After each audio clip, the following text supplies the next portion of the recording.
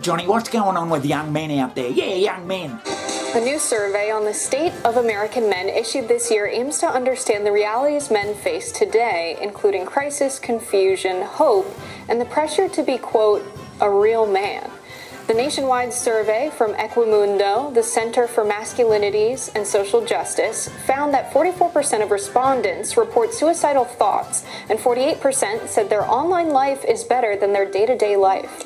Yeah, Johnny, there's a lot of young blokes out there, not just in the US, but everywhere, that seem to be backing out of society, removing themselves from any social bloody connection and not even looking for a girlfriend. Can you imagine that? Well, huh? Do what's this? What now, huh? What happened?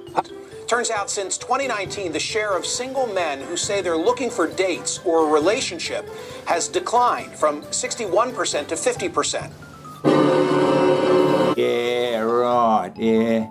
Warren, do you think, and you touched on this in your book, that society has become more and more and more feminized, especially when you compare it to 50, 60 years ago? Definitely. Well, who would know these days, Johnny? Who would bloody know? Johnny, surely young men can handle this. What sort of young blokes are we turning out?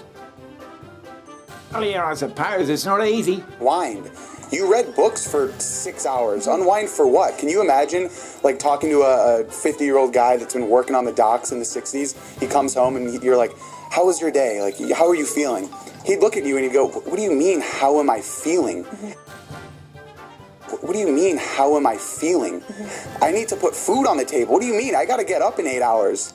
Are you kidding me? But we have this sense of entitlement in my generation that, yeah, you need to have your relaxation time. You need to have your vacation time.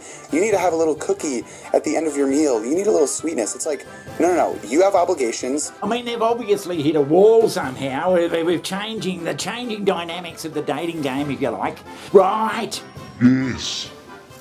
Whereas this day and age, young ladies aren't quite so bloody, desperate's not the word, but right, so Johnny, are they being scared off? Over the last 40 years, as women have been getting taller and taller and men have been getting shorter and shorter.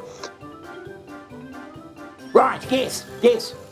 How many of us have said, I know a ton of great single women, they can't find a date? That's not true. They can't find a date, they can't find a man they find economically or emotionally viable. If we don't make a massive investment in young people and make more economically and emotionally viable men, we're going to see a lack of household formation, we're going to see a decline in the middle class, and we're going to see, quite frankly, just a lot of young men who are terrible citizens. But you know, Johnny, there's one answer that I see coming down the track that I think will solve all the problems, but it's not one that I'm particularly happy about. What's that? Robots. Robots? Oh, what's that? Yeah, robots. Now imagine, Johnny, imagine you can get a robot that looks and feels, and you know what I mean by that? Feels like a real woman, and it can be programmed to be your perfect partner. It can be interested in your stupid fucking hobbies and all that sort of stuff.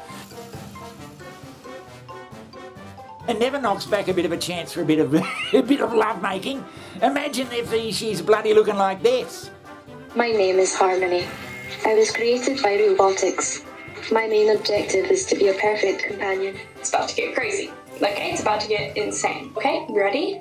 Are you ready for this? Johnny, are you saying that the only way we're going to overcome this bloody, this crisis in young men is to wait for fucking technology to catch up and build them robots that can make them happy? Is that what you're saying? Now, I know that's a little way off, Johnny, but give them 10 or 20, 30 years, give them 20 years, and these bloody robots will be so lifelike they'd blow you out. 20 years? Imagine in 20 years what they're going to be like.